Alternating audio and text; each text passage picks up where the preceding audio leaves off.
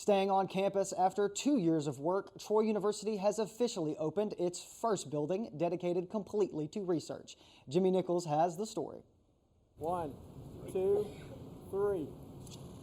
Saturday, the Center for Materials and Manufacturing Sciences building officially opened. When you think that only 15% of all plastics are recycled, and you realize that 85% of those plastics that are not recycled go into landfills and to the ocean, you see what a potentially great contribution can be made here. With many alumni present, the Chancellor, Board of Trustees, and important figures in the community cut the ribbon so the new research facility can begin its work. Fundamentally, we study polymers. So we study how to recycle polymers more efficiently.